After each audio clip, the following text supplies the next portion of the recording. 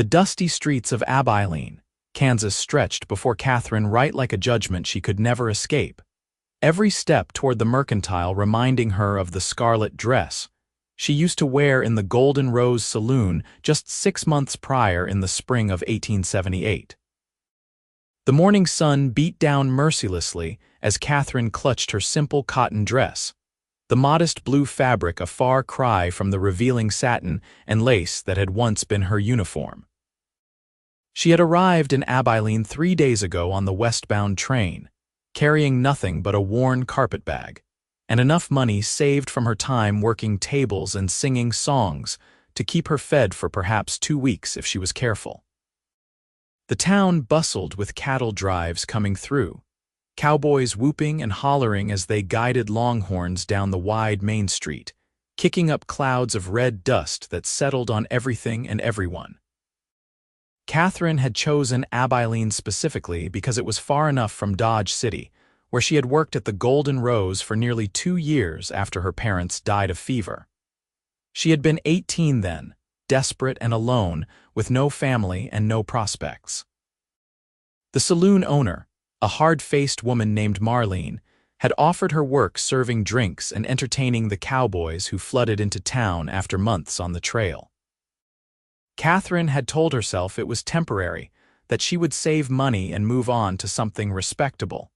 But the months had turned into years, and the shame had settled into her bones like the Kansas cold in winter.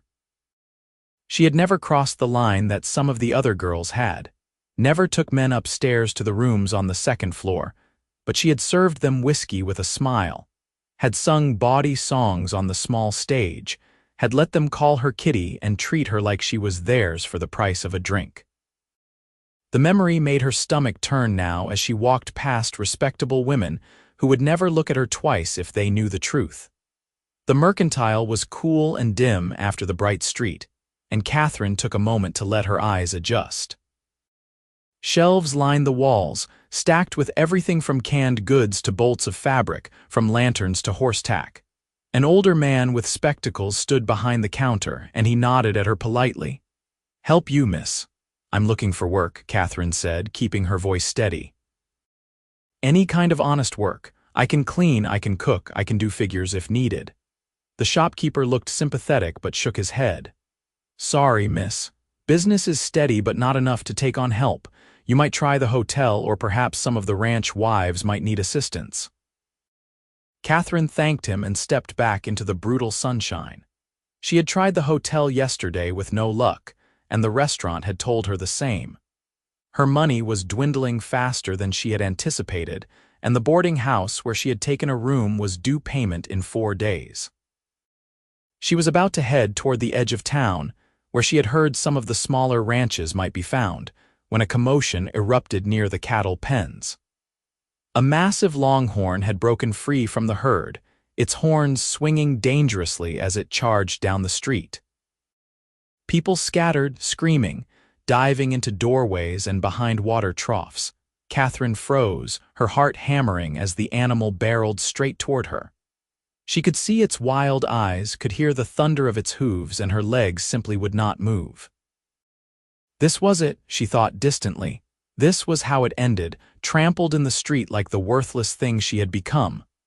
Then a rider appeared from nowhere, a blur of horse and man, cutting between Catherine and the charging steer. The cowboy leaned low in his saddle, rope already spinning above his head, and with a precision that seemed impossible, he threw the lasso. It settled around the longhorn's horns, and the cowboy's horse planted its feet, muscles bunching as it took the animal's weight. The steer jerked to a halt not 10 feet from where Catherine stood, bellowing its fury but held fast. Other cowboys rushed in to help, and within minutes the animal was being led back to the pens, subdued and manageable. Catherine stood trembling, her hands shaking so badly she had to clasp them together. The rider who had saved her dismounted and walked over, leading his horse, a beautiful paint with intelligent eyes. "You all right, ma'am?" Catherine looked up at him and felt something in her chest shift.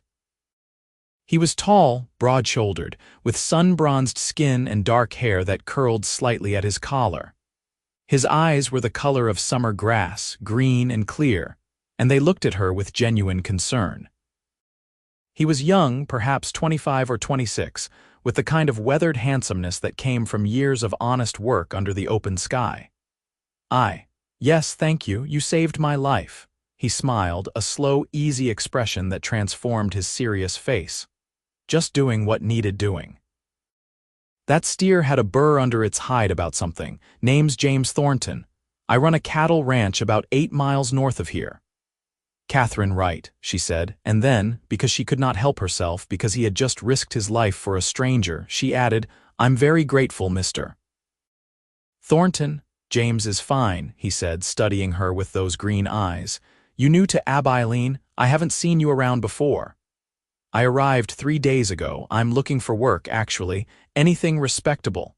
Something flickered in James's expression, a kind of thoughtful consideration. You know anything about ranching? I'm afraid not, Catherine admitted. But I'm a hard worker and I learn quickly. I can cook and clean and manage a household. My mother taught me before she passed. James was quiet for a moment, absently stroking his horse's neck. My ranch is called the Lazy T. It's a good spread, about 3,000 acres, running 500 head of cattle. I've got 4 ranch hands who work for me, good men, but they're cowboys, not housekeepers.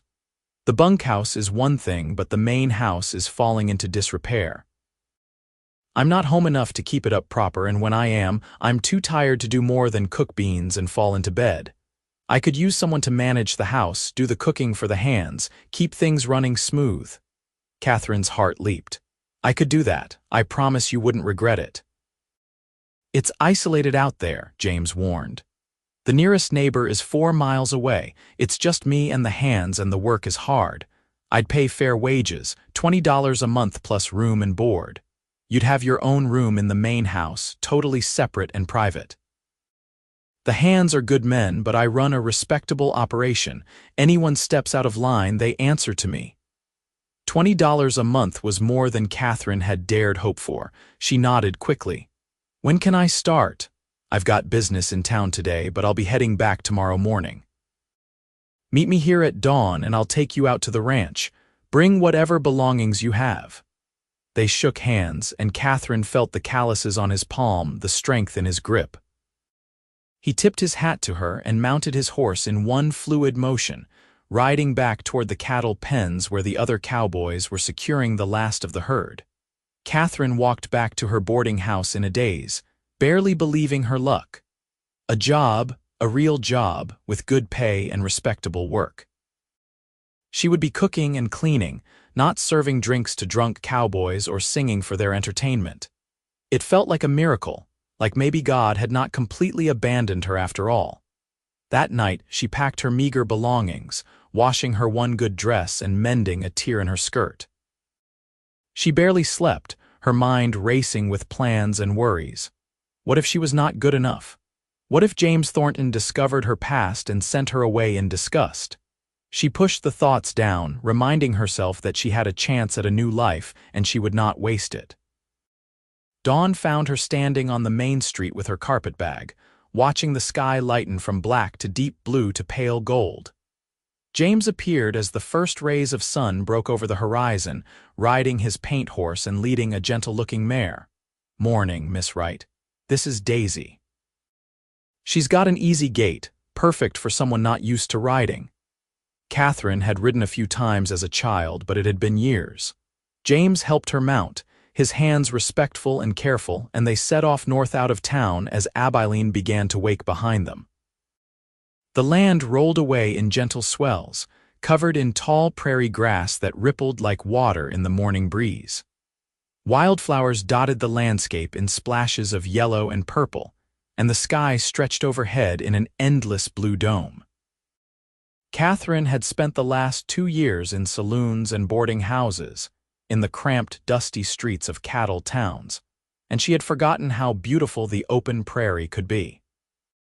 James rode beside her, pointing out landmarks, a distinctive stand of cottonwoods that marked the creek running through his property, a rocky outcropping that the hands called Hawk's Point because eagles nested there. He talked about the ranch with obvious pride, explaining how he had bought the land 4 years ago when he was just 22, scraping together every penny from years of working cattle drives. It was nothing but empty grassland and dreams back then, he said, his eyes distant with memory. I built the house myself with help from some of the men who work for me now. We put up the barn and the bunkhouse, dug the well, strung the fences. Every board and nail represents sweat and hope. You must be very proud, Catherine said softly. I am, but it's lonely too. A ranch needs a family to make it a home, not just a place to work yourself to death. There was something wistful in his voice, and Catherine felt a pang of sympathy. James Thornton was a good man, she could tell already, the kind of man who worked hard and treated people fairly. He deserved a wife, children, a full table at supper time. She pushed away the thought that she could never be that for him, that her past disqualified her from the kind of future he was describing. They reached the ranch just as the sun was climbing toward midday. Catherine's first glimpse of the lazy tea made her breath catch. The main house was a sturdy 2-story structure built of good timber, with a wraparound porch and real glass windows. It needed paint and some repair work, but the bones were solid and strong. Beyond it stood a large barn, a bunkhouse, and several corrals where horses milled about. Cattle dotted the distant hills, dark shapes against the golden grass. 4 men emerged from the bunkhouse as they rode up, wiping their hands on their pants and squinting at Catherine with curiosity. James dismounted and helped her down, then made introductions. Boys, this is Miss Catherine Wright. She'll be managing the house and cooking for us. Miss Wright, these are my hands. That's Tom Fletcher, he's been with me since the beginning. Next to him is Charlie Dawson, then Miguel Santos, and the young one is Danny Parker. Tom was in his 40s, weathered and lean with kind eyes. Charlie was perhaps 30, red-haired and freckled with a ready grin. Miguel was a few years older than James, dark-haired and serious, with the careful manners of someone who had faced discrimination and learned to navigate it with dignity. Danny could not have been more than 19, tall and gangly with an eager puppy enthusiasm. "Pleasure to meet you, ma'am," Tom said, and the others echoed the sentiment, removing their hats respectfully. "Miss Wright will have the bedroom on the first floor, the one off the kitchen," James said. "Her quarters are private, and I expect everyone to treat her with complete respect. Anyone has a problem with that, they can draw their pay and move on." The men nodded, and Catherine saw no resentment in their faces, only curiosity and perhaps relief at the prospect of decent meals. James showed her inside, and Catherine tried not to let her dismay show. The house was indeed in disarray, dust coating every surface, dishes piled in the kitchen, cobwebs in the corners.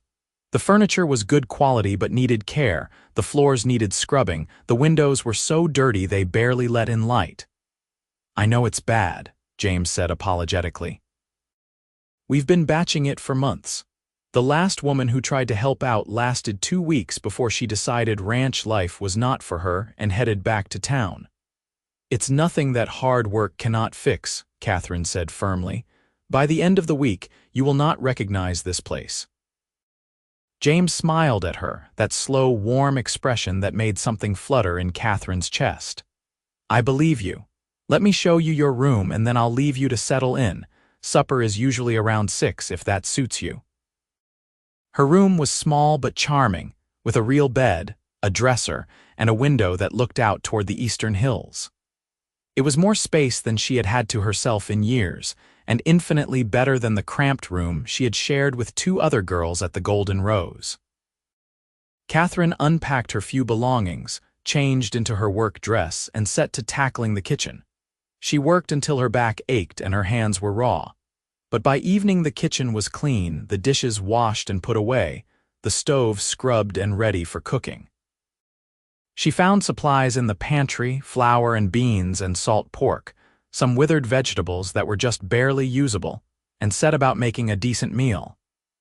She baked biscuits and made a stew with the salt pork and vegetables, stretching the ingredients to feed 6 people.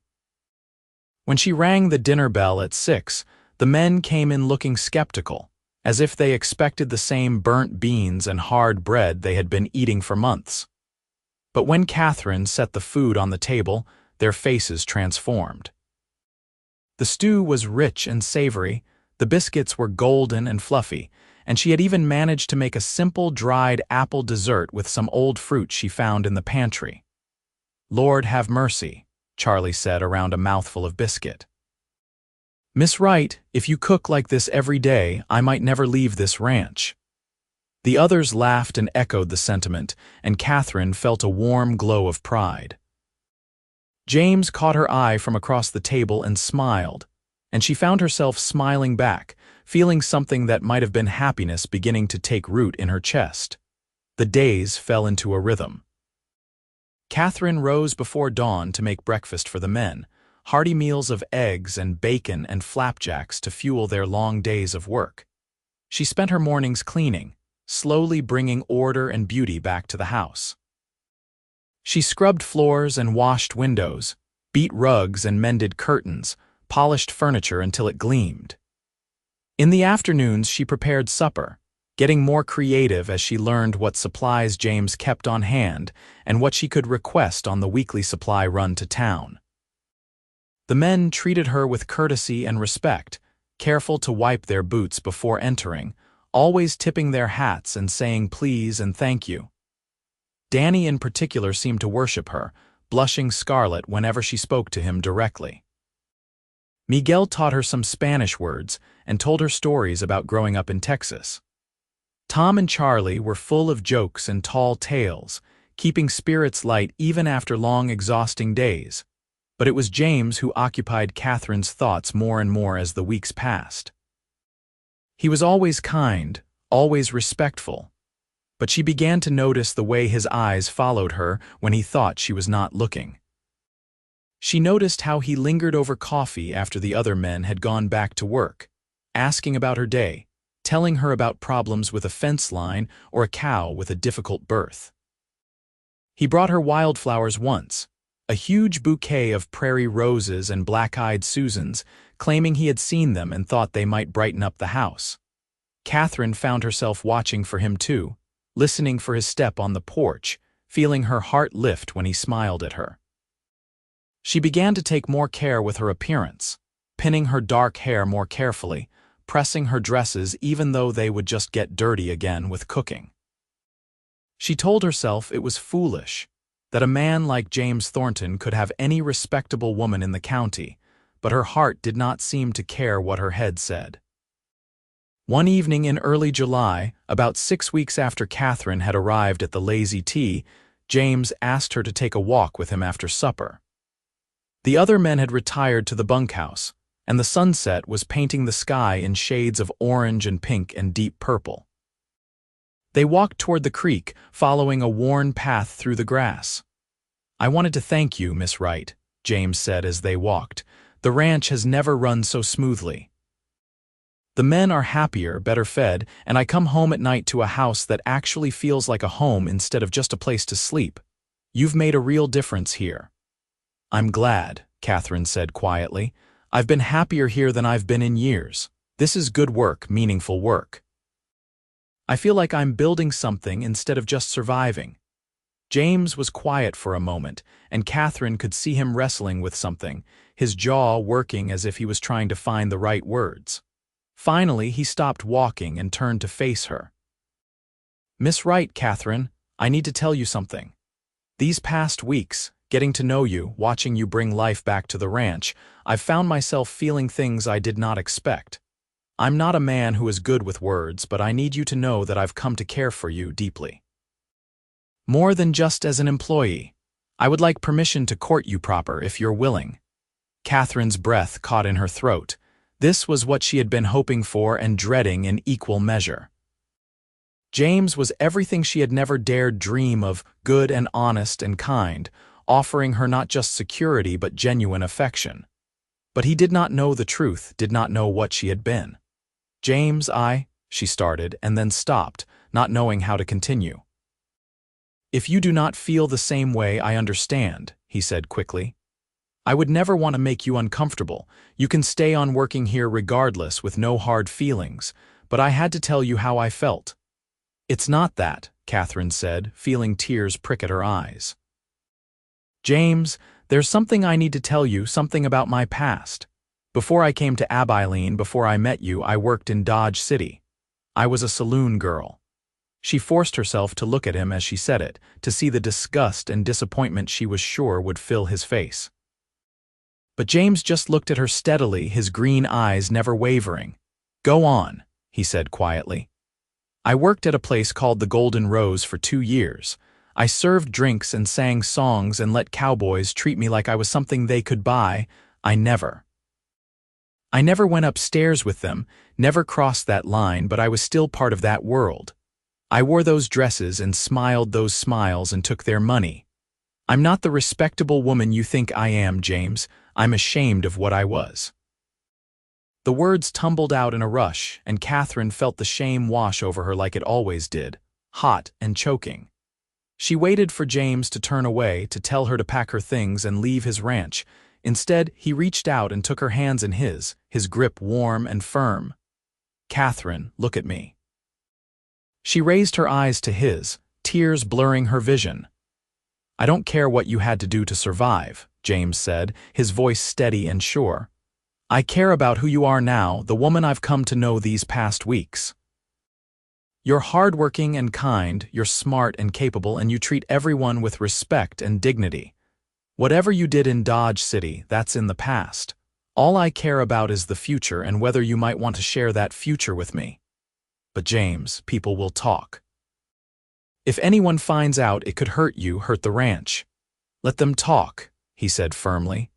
"I make my own judgments about people, and I've judged you to be one of the finest women I've ever met. If you'll have me, Catherine Wright, I'd like to court you properly, and if things go the way I hope they will, I'd like to make you my wife. You would not be a saloon girl anymore. You would be a rancher's wife, my wife, and I would be proud to have you at my side." Catherine could not stop the tears then, but they were tears of relief and joy rather than shame. James pulled her into his arms, and she rested her head against his chest, hearing the steady beat of his heart. For the first time since her parents had died, she felt truly safe, truly valued. "I would like that very much," she whispered. "I would like to be courted by you, James Thornton." He kissed the top of her head, gentle and chaste, and they stood there by the creek as the stars began to emerge in the darkening sky, holding each other and beginning to believe in second chances. The courtship was everything Catherine could have hoped for. James was attentive and romantic in his own quiet way, bringing her little gifts, a ribbon for her hair from town, a book of poetry he thought she might like, a silver hair comb that had belonged to his mother. They took walks together in the evenings, talking about everything and nothing, learning each other's dreams and fears. Catherine told him about her childhood, how her father had been a schoolteacher and her mother a seamstress, how they had been educated and respectable until the fever took them both within a week of each other when Catherine was 18. She described the desperate months that followed, trying to find work as a governess or companion, but being turned away everywhere because she had no references, no family connections. The saloon had been a last resort, the only place that would take her in and pay her enough to survive. James told her about his own past, growing up on a small farm in Missouri, the youngest of 6 children. His father had died when James was 15, and he had left home to find work, spending years as a cowboy on cattle drives before saving enough to buy his own land.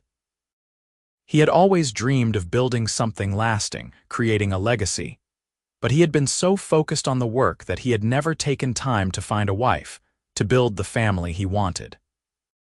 "I was starting to think I had waited too long," he admitted one evening as they sat on the porch watching fireflies dance in the darkness. "That I would end up a lonely old bachelor, rich in land but poor in what really matters. Then you came along, and suddenly everything seemed possible again." Catherine reached over and took his hand, lacing her fingers through his. "I thought my life was over, that I had ruined any chance at happiness. You gave me hope again, James. You made me believe I could be more than my mistakes." The ranch hands watched their courtship with approval and good-natured teasing. Tom took to humming love songs whenever James was nearby, and Charlie made exaggerated swooning gestures until James threatened to make him muck out the entire barn by himself.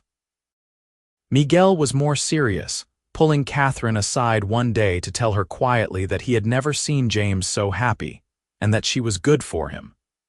Even Danny, who had nursed a small crush on Catherine himself, seemed genuinely delighted for them.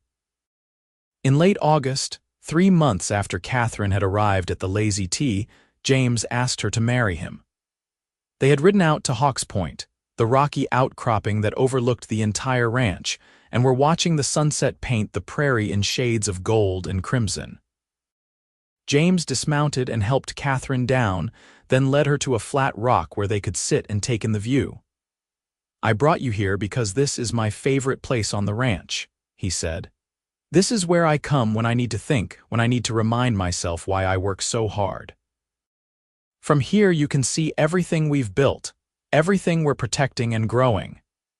Catherine looked out at the view, the ranch buildings small and neat in the distance, the cattle grazing peacefully, the creek winding through the grassland like a silver ribbon.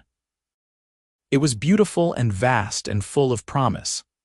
"Catherine, I know we have not been courting very long by conventional standards, but I've never been more certain of anything in my life. I love you. I love your strength and your kindness, your determination to build a better life. I love how you've brought warmth and joy to this ranch, to my life. I want to spend the rest of my days with you, building this place together, raising a family together, growing old together. Will you marry me?" He pulled out a small box and opened it, revealing a simple gold band with a small sapphire, the deep blue of a Kansas summer sky. Catherine gasped, her hands flying to her mouth. "It was my grandmother's ring," James said. "My mother gave it to me before she died and told me to give it to a woman I loved with my whole heart. That's you, Catherine. You're the woman I've been waiting for my whole life." "Yes," Catherine said through her tears. "Yes, James, I'll marry you. I love you so much." James slipped the ring on her finger, and then he kissed her, properly this time, a kiss full of promise and passion and the beginning of forever. Catherine kissed him back, pouring all her love and gratitude and hope into it, feeling his arms around her strong and sure. They rode back to the ranch as the stars were coming out, and when they told the hands the news, the men erupted in cheers and congratulations. Tom broke out a bottle of good whiskey he had been saving, and they all toasted the happy couple, even Catherine taking a small sip to be sociable. The men insisted on hearing the proposal story, and James recounted it with obvious pride while Catherine blushed and laughed. That night, lying in her small room, Catherine stared at the ring on her finger and marveled at how much her life had changed in just 4 months. She had gone from a desperate saloon girl with no prospects to a woman engaged to a good man, about to become a rancher's wife. It felt like a dream, too good to be true, and she sent up a prayer of thanks to God for giving her this second chance. They set the wedding date for late September, giving them time to make preparations. James wanted to do it right, to give Catherine the wedding she deserved. He hired a carpenter to make repairs to the house, painting the exterior a cheerful yellow with white trim, fixing the porch railing, building Catherine a proper pantry off the kitchen. He ordered supplies from Kansas City, including fabric for a wedding dress, fine china for their table, and bedroom furniture to replace the simple bed in what would become their shared room. Catherine threw herself into preparations, sewing her dress with help from Maria Santos, Miguel's wife, who lived on a small ranch 4 miles away and became a fast friend. Maria was a cheerful, round-faced woman with 6 children and endless energy, and she insisted on teaching Catherine to make tortillas and tamales, claiming no ranch wife should be without those skills. Catherine also made curtains for every window, embroidered pillowcases, and planned a menu for the wedding feast. They decided to have the ceremony at the ranch rather than in town, wanting something intimate and meaningful. James invited the few neighboring ranchers he was friendly with, and Catherine sent word to the owner of her boarding house in Abilene, a kind older woman named Mrs. Henderson who had been good to her. The circuit preacher agreed to ride out to perform the ceremony, and everything seemed to be falling perfectly into place. Then, 2 weeks before the wedding, Catherine's past came calling. She was in the kitchen kneading bread dough when she heard horses approaching, unusual in the middle of a weekday when visitors rarely came. She wiped her floury hands on her apron and went to the door, expecting to see one of the neighbors or perhaps someone looking for work. Instead, 3 men sat on their horses in the yard, and Catherine's blood ran cold. She recognized 2 of them from Dodge City, regulars at the Golden Rose. The third was a hard-faced man in a fancy suit, and with a sinking feeling, Catherine realized he must be Ralph Carson, the owner of the Golden Rose. Marlene, the woman who had managed the day-to-day operations, had mentioned him occasionally, always with a mixture of fear and respect. "Well, well," Carson said, dismounting and looking around the ranch with calculating eyes.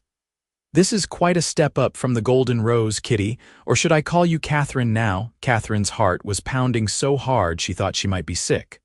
"What do you want?" "I left Dodge City months ago. I don't work for you anymore." "True enough," Carson said, climbing the porch steps until he was standing uncomfortably close to her. "But you left without giving proper notice, and you left owing me money. Room and board for your last 2 weeks, remember. Plus the cost of that dress you ruined when you spilled whiskey all over it. I figure you owe me about $60. "I don't owe you anything," Catherine said, fighting to keep her voice steady. "I worked off any debt before I left." "That's not how I remember it," Carson said with a smile that did not reach his eyes. "Of course we could forget about the debt. I'm a reasonable man, but I'd hate to have to tell your new employer about your past employment. James Thornton is his name, right? Respectable rancher, good reputation. Wonder how he'd feel knowing his housekeeper used to entertain drunk cowboys for a living." Catherine felt the world tilt beneath her feet. "He knows," she said, lifting her chin. "I told him everything." Carson's eyebrows rose in surprise, and then he laughed. "Did you now? And he kept you on." "Either he is more desperate than I thought, or you left out some of the more colorful details. Tell me, Catherine, did you mention that time you sat on that trail boss's lap and let him nuzzle your neck while his boys cheered? Or the time you sang that song about the cowboy and the milkmaid, the one that made even the piano player blush? Did you tell him how the men used to line up to buy you drinks, hoping they would be the one you finally said yes to?" "I never said yes to anyone," Catherine said fiercely. "I served drinks and sang songs, that's all." "Maybe so," Carson said, "but perception is reality in this world. You were a saloon girl, and everyone knows what that means. Now I'll give you a choice. Pay me the $60, or I'll make sure everyone in Abilene knows exactly what Catherine Wright used to be. I'll tell the preacher, the neighbors, anyone who will listen. By the time I'm done, Thornton's reputation will be in tatters just for associating with you. Think about what that will do to his business, his standing in the community." Catherine wanted to scream, to cry, to throw this vile man off the porch, but she knew he meant every word. Men like Carson thrived on manipulation and intimidation. She had $60, the wages she had saved from her months at the ranch. She had been planning to use it to buy things for her new life with James, practical things like a good coat for winter and material for baby clothes when the time came. But she would give every penny if it meant protecting James. "I'll get you the money," she said quietly. "Wait here." She went inside and retrieved the small metal box where she kept her savings, counting out $60 in bills and coins. Her hands shook as she brought it back to Carson, feeling like she was handing over a piece of her soul. Carson counted it carefully, then tipped his hat in a mockery of politeness. "Pleasure doing business with you, Miss Wright. You enjoy your new life now." He mounted his horse, and the 3 men rode away, leaving Catherine standing on the porch feeling hollow and sick. She went back inside and sat at the kitchen table, staring at nothing, trying to process what had just happened. That was how James found her an hour later when he came in from checking the south fence. He took one look at her face and was at her side immediately, kneeling beside her chair. "Catherine, what's wrong? What happened?" She told him everything, the words spilling out in a rush. Carson's visit, his threats, the money she had paid him. James's face grew darker and darker as she spoke, his jaw clenching, his hands fisting at his sides. "That son of a—" he caught himself, taking a deep breath. "Catherine, you should have called for me. I would have run him off the property." "I couldn't risk it," Catherine said miserably. "He would have gone to town and ruined you, James. Your reputation, your business, everything you've built. I couldn't let that happen." James pulled her into his arms, holding her tight. "Listen to me. I don't care what Ralph Carson or anyone else says about you or about me. You're going to be my wife, and nothing is going to change that. If people want to talk, let them talk. Anyone who matters will judge us by who we are now, not by what happened in the past." "But James, the wedding, what if he comes back? What if he tells people anyway?" "Then we'll face it together," James said firmly. "Catherine, I love you. That hasn't changed because some saloon owner tried to shake you down for money. If anything, I'm even more certain that you're the strongest, bravest woman I've ever known. You could have hidden this from me, could have kept paying Carson to keep quiet, but you told me the truth. That takes courage." Catherine wanted to believe him, wanted to trust that love would be enough to overcome the past. But she had seen how quickly people turned on those they deemed immoral or improper. Women especially were held to impossible standards, and a former saloon girl marrying a respectable rancher would be scandalous gossip for months. Over the next 2 weeks, Catherine waited for the other shoe to drop, for someone to come to the ranch with disgusted looks and cutting words. But nothing happened. The neighbors who had been invited to the wedding sent their acceptances. Mrs. Henderson sent word that she was looking forward to the ceremony, and the preacher confirmed he would be there to officiate.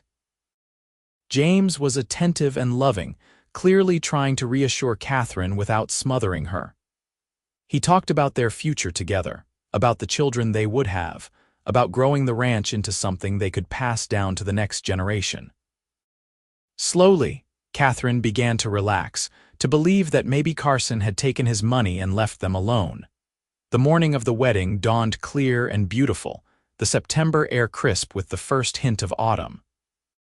Catherine woke early in her small room for the last time, thinking about how tonight she would be sleeping in the main bedroom as Mrs. James Thornton. Maria arrived at dawn with her oldest daughter Elena to help Catherine prepare, and the 3 women spent the morning transforming the ranch house and the bride. The dress Catherine had sewn was simple but elegant, cream-colored cotton with tiny pearl buttons up the back and delicate lace at the collar and cuffs. Maria wove wildflowers into Catherine's dark hair and pinned it up in a soft style that made her look younger and almost ethereal. When Catherine looked at herself in the small mirror, she barely recognized the woman staring back, seeing not a saloon girl but a bride radiant with hope and love. The ceremony was held in front of the house, with chairs set up in rows for the guests. About 30 people had come, neighboring ranchers and their wives, a few folks from town, the ranch hands scrubbed clean and wearing their Sunday best. Maria's 6 children ran around playing until their father Miguel corralled them into their seats. James waited near the makeshift altar the men had built, Tom and Charlie standing up with him as his groomsmen. He wore a new suit, dark wool with a white shirt and string tie, his hair slicked back and his face shaved clean. When he saw Catherine emerge from the house with Maria at her side, his face lit up with such joy and love that Catherine felt her last doubts melt away. She walked toward him across the prairie grass, feeling the sun on her face and the ring on her finger, aware that every step was taking her closer to the life she had always wanted but never thought she could have. When she reached James, he took her hand and squeezed it gently, his green eyes locked on hers. The preacher, a kindly older man with a booming voice, opened his Bible and began the ceremony. "Dearly beloved, we are gathered here today to join this man and this woman in holy matrimony."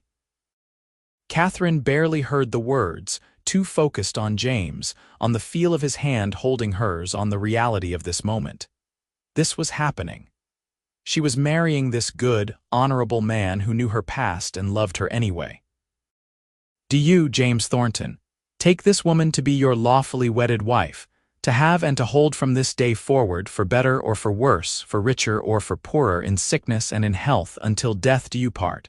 I do, James said, his voice strong and sure. And do you, Catherine Wright, take this man to be your lawfully wedded husband, to have and to hold from this day forward, for better or for worse, for richer or for poorer, in sickness and in health, until death do you part? I do, Catherine said, her voice trembling with emotion. By the power vested in me, I now pronounce you husband and wife. James, you may kiss your bride. James cupped Catherine's face in his hands and kissed her tenderly, and the assembled guests erupted in applause and cheers. Catherine kissed him back, feeling tears of joy on her cheeks, overwhelmed with gratitude and love. When they finally broke apart, James was grinning like a fool and Catherine was laughing through her tears. Ladies and gentlemen, the preacher announced, I present to you Mr. and Mrs. James Thornton. More applause, and then people were pressing forward to offer congratulations. The ranch hands were particularly enthusiastic, with Danny lifting Catherine right off her feet in a bear hug until James laughingly ordered him to put his wife down. Maria was crying happy tears, and even gruff old Tom had to wipe his eyes. The wedding feast was laid out on long tables the men had built, and Catherine had outdone herself with the cooking. There was roasted beef and fried chicken, fresh bread and butter, corn on the cob, green beans with bacon, mashed potatoes, and 3 different kinds of pie for dessert. The guests ate and drank and danced to music provided by a neighbor who played fiddle, the celebration continuing long into the afternoon. Catherine danced with James, laughing as he spun her around, then with each of the ranch hands and several of the neighbors. James danced with Maria and Mrs. Henderson and every other woman present, playing the role of gracious host to perfection. Everyone seemed to be having a wonderful time, and Catherine began to think that maybe, just maybe, everything was going to be all right. Then, as the sun was beginning to set and guests were starting to make their farewells, a rider appeared on the road from town. Catherine's stomach dropped when she recognized Ralph Carson, and she saw James go tense beside her. Carson dismounted and walked straight toward them, ignoring the curious stares of the remaining guests. He was smiling, but it was not a friendly expression. "Congratulations on your wedding, Mr. Thornton, Mrs. Thornton," he said, emphasizing the last words. "I'm sorry I missed the ceremony. I was in Abilene on business and heard about it at the saloon. Figured I should come pay my respects." "You're not welcome here," James said flatly. "I know who you are and what you tried to do. You need to leave now." Now, is that any way to treat a guest?" Carson's voice was loud, carrying to the people still lingering nearby. "I just wanted to congratulate you on marrying one of my former employees. Catherine here, or Kitty as we used to call her, was quite popular at the Golden Rose. The Cowboys just loved her." Catherine felt the blood drain from her face. She could see people turning to stare, confusion and shock rippling through the crowd. James stepped forward, putting himself between Carson and Catherine. "I said leave. You've been paid, you have no business here." "Oh, but I do have business here," Carson said, his voice dripping with false concern. "See, I'd feel terrible if all these good people didn't know what kind of woman you married. Catherine Wright worked in my saloon for 2 years, serving drinks and entertaining the customers. She was real good at making those cowboys feel special, if you know what I mean." "That's enough," James said, his voice deadly quiet, but Carson was on a roll, playing to the crowd. "Now, she claims she never went upstairs with any of them, and maybe that's true, maybe not. But she sure did everything else. Sat on their laps, let them touch her, sang dirty songs, took their money. A saloon girl through and through, and now she's pretending to be a respectable rancher's wife. Don't you think these good people deserve to know the truth?" The silence that followed was deafening. Catherine could feel everyone staring at her, could see the shock and disapproval on many faces. Mrs. Henderson looked distressed. Maria was crying again, but for a different reason now, and the neighboring ranchers and their wives were whispering urgently to each other. Then James spoke, and his voice rang out clear and strong over the assembled crowd. Yes, Catherine worked in a saloon. She's told me all about it, held nothing back. After her parents died, she had no family, no money, and no prospects. She did what she had to do to survive, and there's no shame in that. She served drinks and sang songs, that's all. She never compromised her virtue, never gave up her dignity no matter how desperate things got. And when she had saved enough money, she left that life behind and came here looking for honest work. He turned to look at Catherine, his eyes full of love and pride. This woman, my wife, has worked harder than anyone I've ever known. She took a house that was falling apart and made it a home. She feeds my ranch hands and keeps everything running smooth. She's kind and generous and brave, braver than most people will ever have to be. I asked her to marry me knowing everything about her past, and I'd do it again 1,000 times over. Because Catherine Thornton is a rancher's wife now, my wife, and I'm proud to stand beside her. He turned back to Carson, and there was steel in his voice. You came here to humiliate her, to shame her in front of our friends and neighbors. But all you've done is show everyone here what kind of small, petty man you are. Someone who makes his money off the desperation of others, and then tries to destroy them when they find a better way. I want you off my property right now, and if I ever see you near my wife or my ranch again, I'll have you arrested for trespassing.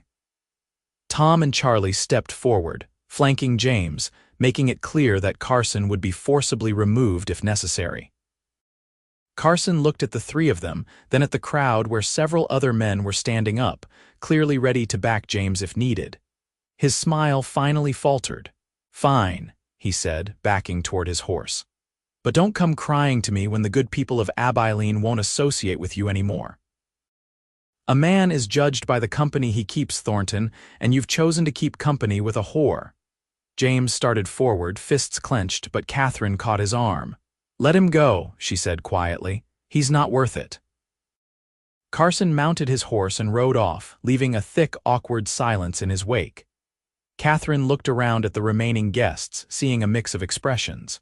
Some looked shocked and disapproving, others looked sympathetic, and a few looked angry on her behalf. It was Mrs. Henderson who spoke first, the older woman walking over to take Catherine's hands in hers. Catherine, dear, I want you to know that I think you're one of the bravest young women I've ever met. Life dealt you a terrible hand, and you played it the best you could. Anyone who judges you for that is not worth your time or tears. Amen to that, said Maria, coming to stand beside them. Catherine is my friend and a good woman. What she did in the past to survive doesn't change who she is now. Tom stepped forward, removing his hat. Mrs. Thornton, speaking for all the boys, we're proud to work for you and the boss. You've been nothing but kind to us, and we don't care about anything else. One by one, other voices joined in, people offering their support and congratulations. Not everyone. There were a few couples who made quick excuses and left without another word. But more people stayed than Catherine had dared hope. The party gradually resumed, though with a more subdued atmosphere, and eventually the last guests departed, leaving just the Thorntons and the ranch hands. Catherine was exhausted, emotionally wrung out, and she swayed on her feet. James immediately swept her up into his arms, carrying her toward the house. I can walk, she protested weakly. I know, James said, but I've been wanting to carry my bride over the threshold, and I'm not missing my chance. He carried her inside and up the stairs to their bedroom, setting her gently on the bed they would share. The room was beautiful, painted a soft yellow with the new furniture James had ordered and curtains Catherine had sewn. It should have been the happiest night of her life, but all Catherine could think about was Carson's words, the looks on people's faces, the scandal they would cause. James, I'm so sorry, she said, tears finally spilling over. I've ruined everything. Your reputation, your standing in the community, all because of me." James sat beside her and pulled her into his arms, letting her cry against his chest. "You haven't ruined anything. Some people will talk, sure, but the people who matter, the people worth knowing, they'll judge us by who we are, not by gossip. And the ones who can't see past your past, I don't want them as friends anyway. But what about your business? What if the ranchers won't deal with you anymore? What if—" "Catherine, stop," James said gently, tilting her face up to look at him. "Listen to me, I don't care, do you understand? I don't care if we lose some business or some friends. I care about you, about us, about building a life together. Everything else is just noise." "How can you be so sure?" Catherine asked desperately. "How can you not regret this, regret me?" "Because I love you," James said simply. "I love you more than I care about what anyone thinks. I meant every word I said out there. You're a rancher's wife now, my wife, and that's all that matters. We'll face whatever comes together, and we'll be stronger for it." Catherine looked into his eyes and saw the absolute certainty there, the unwavering love and commitment. Slowly, she let herself believe him, let herself accept that maybe love really was enough. "I love you too," she whispered. "So much it scares me." James kissed her then, deeply and thoroughly, and Catherine kissed him back, pouring all her fear and love and gratitude into it. They made love that night as husband and wife, gentle and tender, learning each other's bodies and hearts. Afterwards, lying in James's arms with her head on his chest, Catherine finally felt the last of her shame begin to lift. She was not a saloon girl anymore. She was Catherine Thornton, rancher's wife, and she was home. The weeks following the wedding were challenging but also clarifying. 3 of the neighboring ranchers stopped doing business with James, refusing to participate in cattle drives or equipment sharing arrangements they had previously maintained. Some of the women in town gave Catherine the cold shoulder when she went in for supplies, whispering behind their hands and refusing to acknowledge her greetings. But others stepped up in ways that surprised and touched Catherine. Maria became an even closer friend, bringing her children to visit and insisting that Catherine join the quilting circle that met at her house once a month. Tom's sister, who ran a boarding house in town, made a point of inviting the Thorntons to Sunday dinner and introducing Catherine to other business owners who were more interested in character than scandal. Even the preacher, who could have easily distanced himself, stopped by the ranch to check on them and offer his support. The ranch continued to prosper despite the social difficulties. James was an excellent rancher, and his cattle were some of the finest in the county. Buyers didn't care about his wife's past. They cared about the quality of his beef, and business continued steady. The ranch hands were loyal and hardworking, and the household ran like a well-oiled machine with Catherine managing everything. As autumn turned to winter, Catherine discovered she was pregnant. She had suspected for a few weeks, but when she finally confirmed it with Maria's help, she was overwhelmed with joy and terror in equal measure. She told James one evening after supper, nervous about his reaction. "I'm going to have a baby," she said simply, watching his face. James stared at her for a long moment, and then a slow smile spread across his face, growing and growing until he was grinning like a madman. He let out a whoop of joy and picked Catherine up, spinning her around until she was laughing and demanding to be put down. "We're having a baby," he said wonderingly, setting her down carefully as if she might break. "Catherine, this is the best news. When?" "Maria thinks late May, early June," Catherine said, tears of happiness streaming down her face. "Are you happy?" "Happy. I'm the happiest man alive. We're going to be parents." The ranch hands were nearly as excited when they heard the news, and immediately began treating Catherine like she was made of spun glass, insisting she sit down whenever possible and refusing to let her do any heavy work. James became almost comically protective, worrying about everything from her walking down the stairs to her lifting a pot off the stove. "James, I'm pregnant, not an invalid," Catherine finally said in exasperation. "Women have been having babies since the beginning of time. I promise I'll be careful." Winter settled over the prairie, bringing snow and cold winds.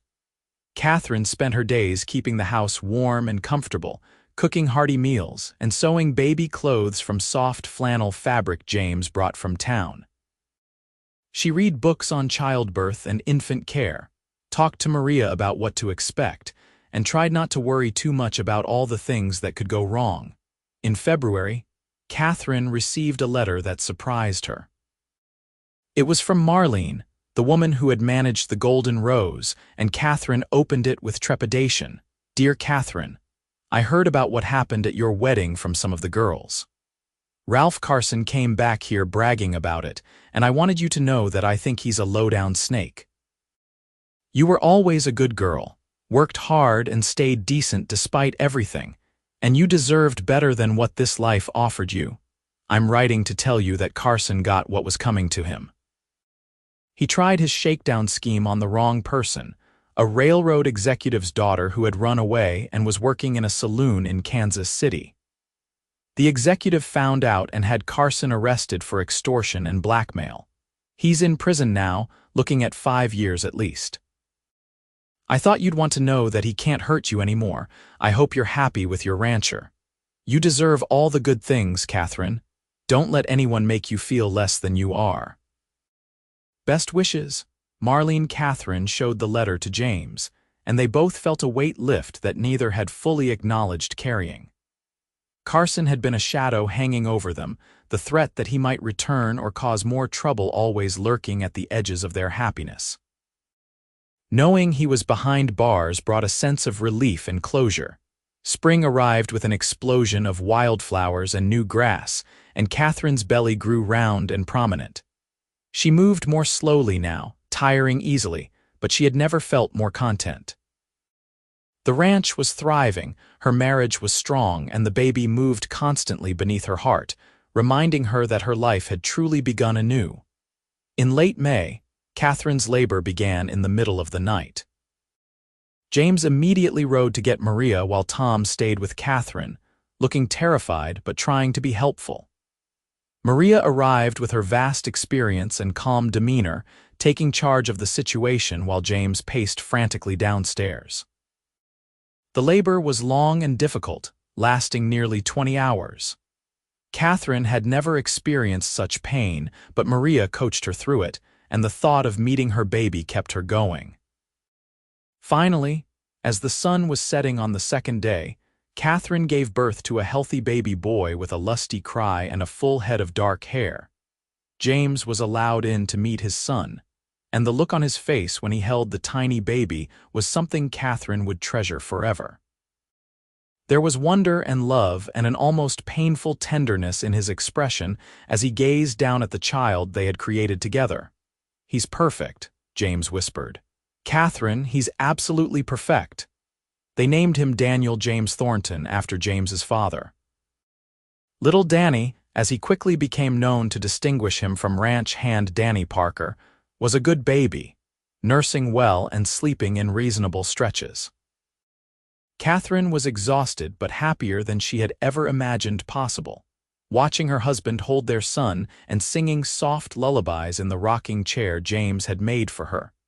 The ranch community rallied around them in those early weeks. Maria came by almost daily to help, and her older daughters pitched in with cooking and cleaning. The ranch hands were absolutely smitten with the baby, taking turns sneaking peeks at him and arguing over who got to hold him first. Even some of the neighbors who had been standoffish after the wedding came by with gifts and congratulations, the arrival of an innocent baby seeming to soften hearts and bridge divides. As Danny grew from infant to toddler, the Thornton family settled into a rhythm. Catherine had never imagined she could be so happy, waking up each morning next to the man she loved, spending her days caring for her son and managing her home, working side by side with James to build something lasting and meaningful. The shame that had haunted her for so long faded more and more, replaced by pride in what she had become and what they had created together. 2 years after Danny was born, Catherine gave birth to a daughter they named Sarah Rose, a beautiful baby with James's green eyes and Catherine's dark curls. Danny was fascinated with his little sister, always wanting to help take care of her, and the house rang with laughter and children's voices. The ranch continued to grow and prosper.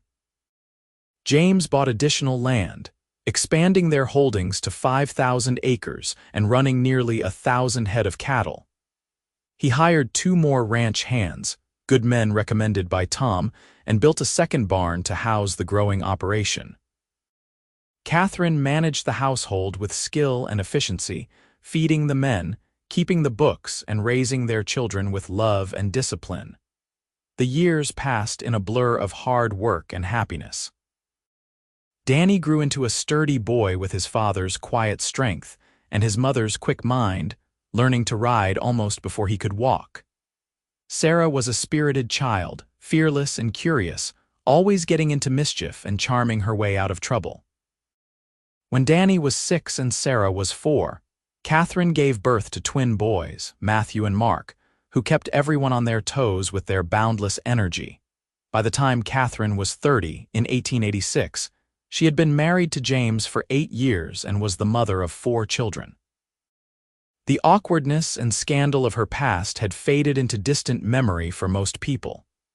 She was known throughout the county as an excellent ranch wife, a devoted mother, and a woman of strong character. Those who had judged her harshest had either moved on or been won over by time and the evidence of her good life. One evening, after putting all 4 children to bed, Catherine sat on the porch with James, watching the sunset paint the sky in familiar shades of gold and crimson. James reached over and took her hand, and Catherine laced her fingers through his, marveling as she always did at how natural it felt. "Do you ever think about the past?" James asked quietly. "About what your life was like before you came here?" "Sometimes," Catherine admitted. "But it feels like it happened to someone else, a different person in a different life. That scared girl in the saloon seems so far away now." "You were never just a saloon girl," James said firmly.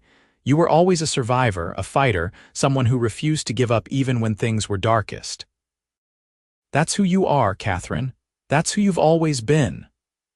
Catherine turned to look at her husband, seeing the gray beginning to thread through his dark hair, the lines around his eyes from years of squinting into the sun. He was just as handsome to her now as he had been the day they met, maybe more so because she knew the depth of his character, the strength of his love. "You saved me," she said softly. "That day with the steer and every day since, you gave me a life I never thought I could have." "We saved each other," James corrected. "You brought life and love to this ranch to me. Before you came, I was just going through the motions, working toward a dream that felt hollow because I had no one to share it with. You made it real, Catherine. You and our children, you're everything."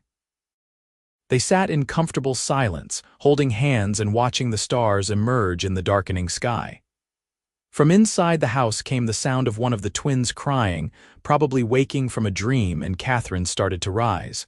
But James stopped her. "I'll get him. You stay here and rest."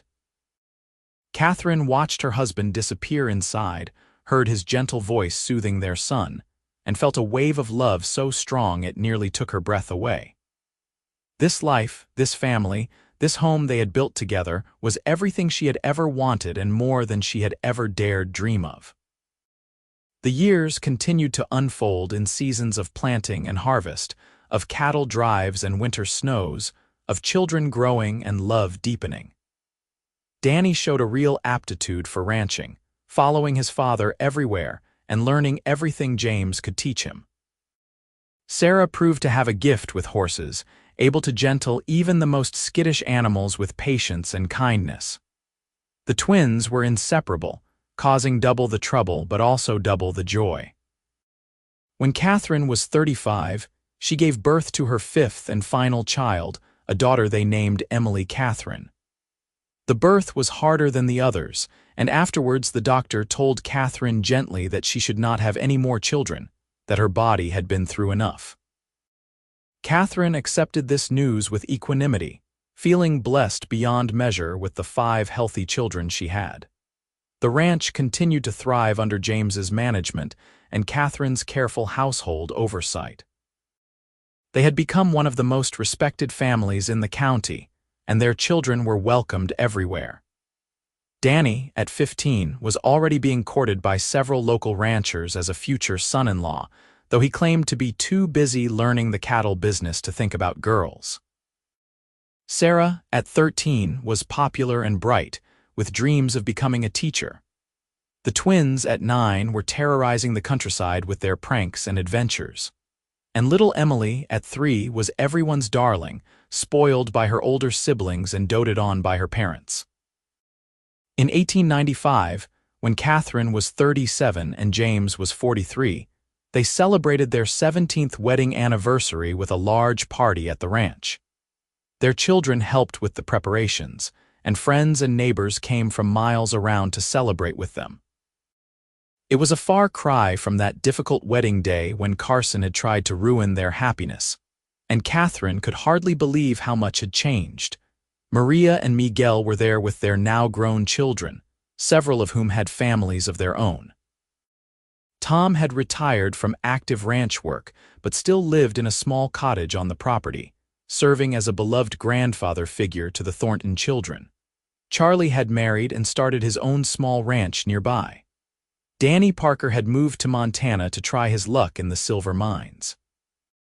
All the people who had stood by them through the early difficult days were there to celebrate this milestone.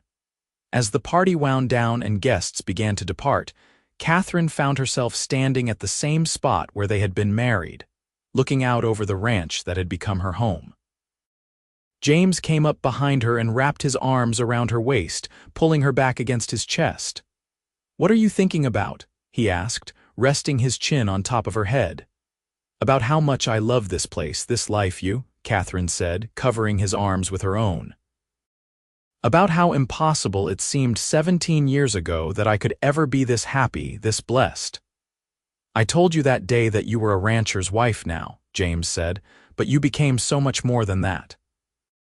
You became my partner, my best friend, the mother of my children, the heart of this family. I don't tell you enough how much I love you, how grateful I am every single day that you came into my life." Catherine turned in his arms to face him, reaching up to cup his face in her hands.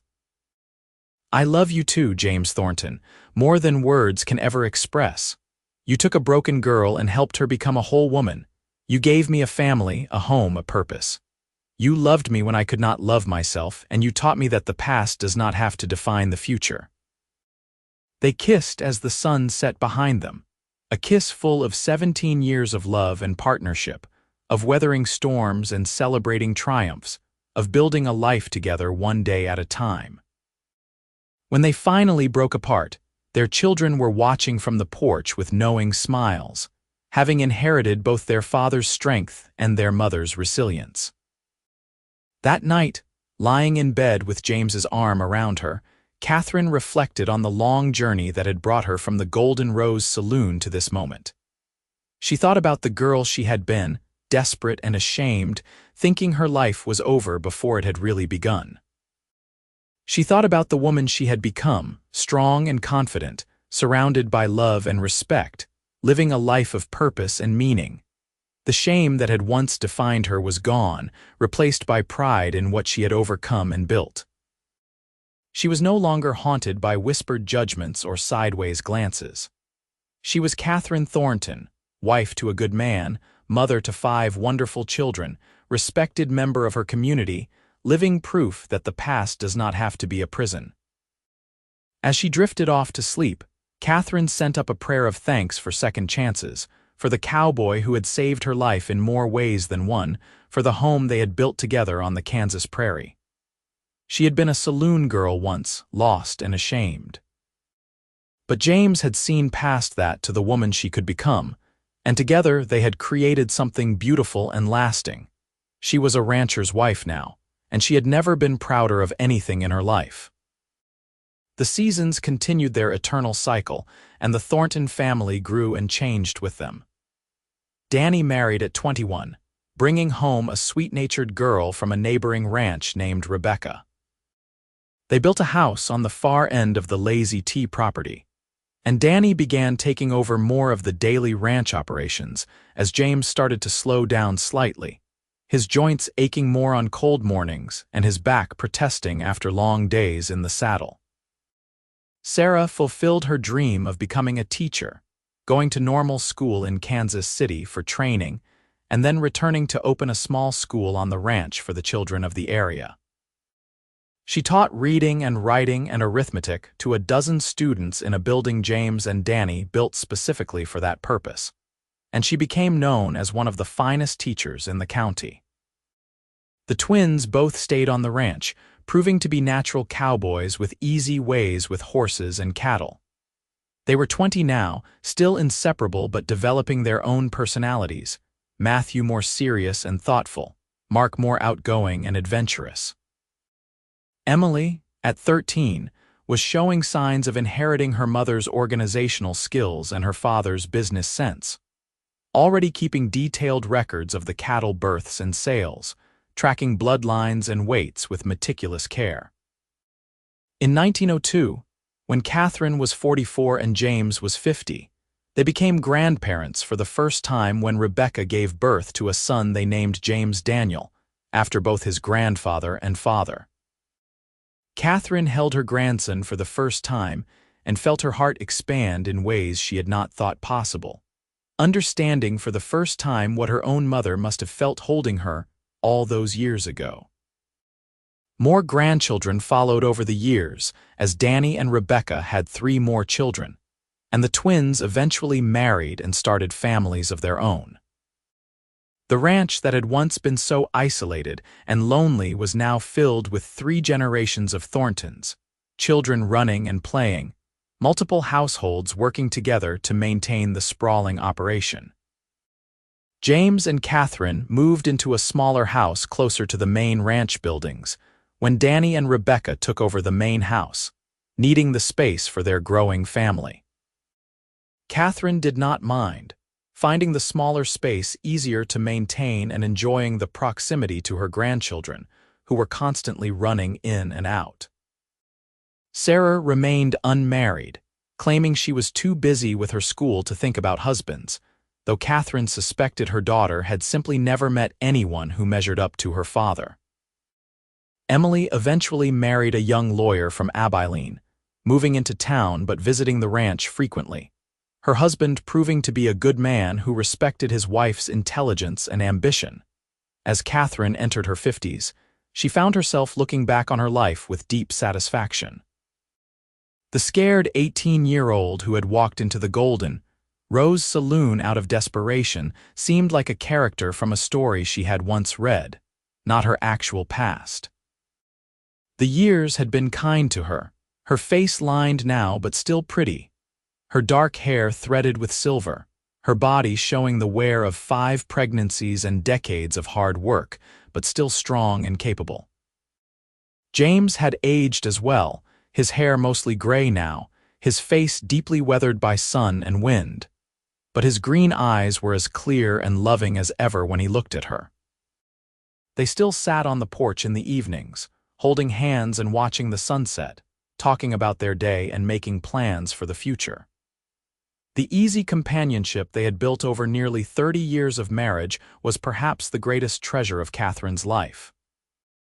One spring evening in 1908, when Catherine was 50 and had been married to James for 30 years, they sat on their porch and watched their grandchildren playing in the yard, their laughter ringing out clear and joyful in the warm air.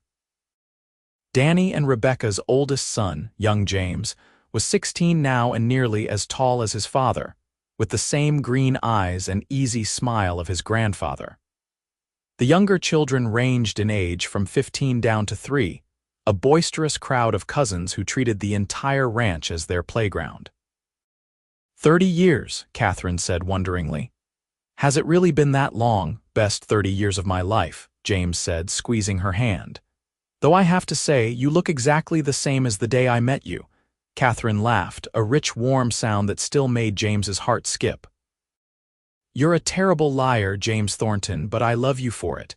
We're old now, in case you had not noticed. Speak for yourself, James said with mock indignation. I'm in my prime. Your prime was 20 years ago and your back has been complaining about it ever since. They laughed together, the comfortable teasing of a long marriage, and Catherine felt a wave of contentment wash over her. This was what she had always wanted, even when she had not known to want it. Not just a husband and children, though those were precious beyond measure, but this sense of belonging, of being part of something larger than herself, of having built something meaningful that would continue long after she was gone. The Lazy Tea Ranch now sprawled over 10,000 acres, one of the largest operations in the county. The Thornton family name was synonymous with quality cattle and fair dealing. Catherine and James's children were respected members of the community, their grandchildren growing up with opportunities and advantages that neither Catherine nor James had known. The ranch that James had started with nothing but dreams and determination had become a legacy, something to pass down through the generations. "Do you ever regret it?" Catherine asked suddenly. "Marrying me, I mean." "Taking on all the scandal and judgment, dealing with all the difficulties my past caused." James turned to look at her, his expression serious. "Catherine, I have never regretted a single moment of our life together, not one.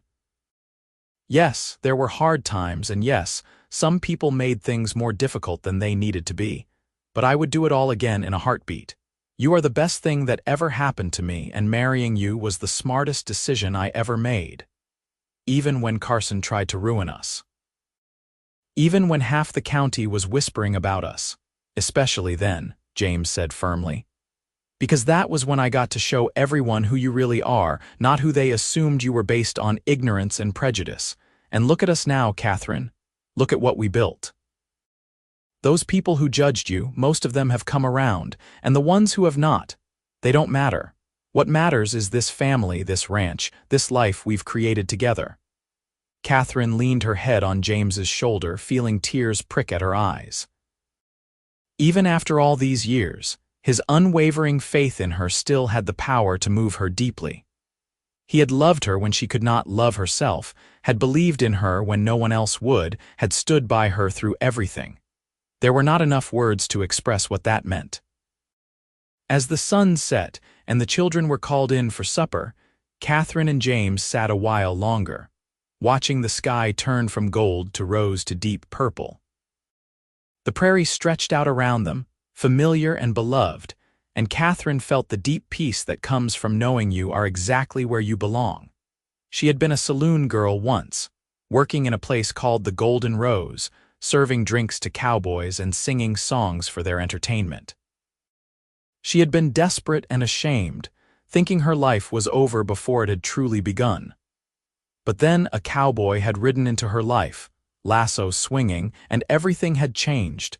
James had not just saved her from a charging steer that day in Abilene.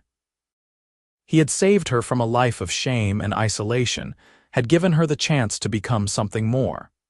He had looked past her mistakes and her past to see the woman she could be, and then he had loved her into becoming that woman. Now she was Catherine Thornton, rancher's wife, mother, grandmother, respected member of her community. She ran a household that fed a dozen people daily, managed the books for a 10,000-acre ranch, raised children who were good and decent people, and loved a man who had never once made her feel less than cherished. The shame was gone, worn away by years of honest work and genuine love. The past was just that past, something that had happened but did not define her. She had built a new life, a good life, a life full of purpose and meaning and love. As they finally rose to go inside, Catherine stopped James at the door, pulling him into a kiss that held 30 years of gratitude and devotion. When they broke apart, James smiled down at her, that slow, warm smile that had captured her heart all those years ago. "I love you, Catherine Thornton." "I love you too, James, always and forever." They walked inside together, hand in hand, into the house filled with the sounds of family, the smells of supper, the warmth of home. And Catherine knew, with the deep certainty that comes from lived experience, that she had found exactly what she had been searching for all along. She had been a saloon girl, but James had seen past that. He had said, "You're a rancher's wife now," and in saying it, he had made it true. Not just in name, but in every way that mattered. He had given her a place to belong, a purpose to fulfill, a family to love. He had given her a second chance at life, and she had taken it and built something beautiful. The years stretched ahead of them still, though fewer now than lay behind. There would be more grandchildren, perhaps even great-grandchildren before the end. There would be more sunsets watched from the porch, more shared meals and quiet conversations, more moments of simple, perfect happiness. The ranch would continue under Danny's capable management, and eventually young James and his siblings and cousins would take over, keeping the legacy alive. But all of that was still to come. For now, in this moment, Catherine was simply grateful. Grateful for the cowboy who had saved her life and then given her a reason to live it. Grateful for the children they had raised and the home they had built. Grateful for the transformation from saloon girl to rancher's wife, from shame to pride, from isolation to belonging. As night settled over the Lazy T Ranch and the stars emerged in the vast Kansas sky, Catherine stood at the window of their bedroom and looked out at the land she had come to love as much as life itself. James came up behind her and wrapped his arms around her waist, and they stood there together in comfortable silence, watching the moon rise over the prairie. Tomorrow would bring new challenges and new joys, as every day did on a working ranch. But Catherine faced the future with confidence, knowing that whatever came, she and James would face it together as they always had. The past was behind her, forgiven and forgotten by everyone who mattered. The future stretched ahead, full of promise and possibility. She had been a saloon girl once, but that girl was gone, replaced by a woman who had fought for her second chance and won. A woman who had built a life worth living and a family worth treasuring.